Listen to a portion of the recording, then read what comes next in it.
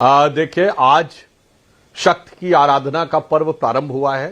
भारत में आज से त्योहारों का मौसम प्रारंभ होता है, पर्व का उत्सव। तो सर्वप्रथम मैं कहना चाहूंगा, हमारे यहां देवी की आराधना समृद्धि के रूप में भी की जाती है। तो कहा जाता है ना, या देवी सर्वभूतेषु समृद्धि रूपेण संस्थिता, नमस्तस्यै नमस्तस्यै नमस्तस्यै नमो नमः।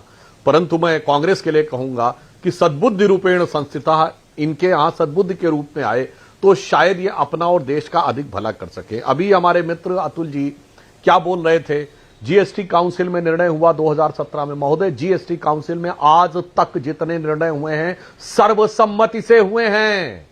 जितने भी टैक्स स्लैब लगाए गए सारे राज्यों के फाइनेंस मिनिस्टर्स ने साइन करके दिए हैं विद। आप सर अपने अपने टर्न पे बोलिए, जब आपका टर्न आए मेरी बात की धज्जी उड़ा दीजिएगा। मात्र 2 साल पहले संसद के पटल पर वित्त मंत्री ने आपके बीच में नहीं बोले, अब 3 बार ही बोल चुके हैं, वो पहली बार बोल रहे हैं। भाई, तो 60 सेकंड का वक्त तो देंगे ना। अपने अपने टर्न पे बोलिए। अतुल जी, देश को तय करने दीजिए कौन गलत है। अपना टर्न है, आप फैक्ट से मेरी बात को चिन्ह चिन्ह कर दीजिए। मैं कह रहा हूं, सारे निर्णय जीएसटी काउंसिल में सर्वसम्मत से हुए। सदन के पटल पर वित्त मंत्री ने 2 साल पहले कहा था, विपक्ष का एक आदमी चू नहीं बोल पाया, एक अपोजिशन में लिखा गया लेटर ऑफ डिसकंटेंट नहीं दिखा पाया। अभी जब यह निर्णय हुआ तो कांग्रेस 2 राज्यों ने पहले असहमति व्यक्त करने की बात कही, कर्नाटक और केरल ने।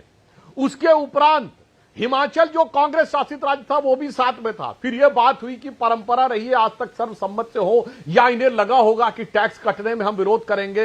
अंततः अतुल जी, कर्नाटक और केरल ने भी सहमति पे हस्ताक्षर किए। इसलिए कांग्रेस को झूठ बोलना बंद करना चाहिए कि 2017 से आज तक कैसे हुआ। नंबर 2 बात, 2017 में दरें ज्यादा थी और कम इसलिए थी कि उस समय जो वैट का सिस्टम था जिसमें राज्य, और दूसरा देखिए आपके मुंह से क्या निकल गया, जीएसटी की बात करते करते आप पेट्रोलियम प्रोडक्ट कहां से ले आए।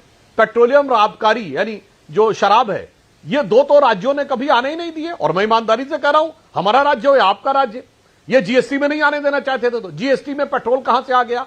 हां, दूसरी बात, जिन राज्यों ने दावा किया था, हिमाचल में आपकी सरकार ने कहा था ना, आते ही पेट्रोल का दाम कम करेंगे, 1 हफ्ते में पेट्रोल का दाम बढ़ा दिया था।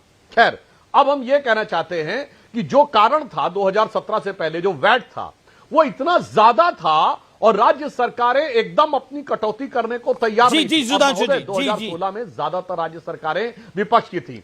तो इस कारण से क्या था कि उसको, जिसको कैस्केडिंग इफेक्ट कहते हैं ना, धीरे धीरे चीजों को सेटल करके एक बिंदु पर लाने का कार्य किया। और ऑन द लाइटर नोट मैं लास्ट में कहना चाहूंगा, महोदय, आपने प्रधानमंत्री जी को ट्यूबलाइट बोला। अरे कोई बात नहीं, वो तो गाली बकने से लेके और कब्र खुदे की टुकड़े टुकड़े बहुत सुनते रहे। मगर मैं एक बात मैं दर्शकों से कहना चाहता हूं, जब से मोदी जी आए हैं ये ट्यूबलाइट भी एलईडी वाली हो गई है।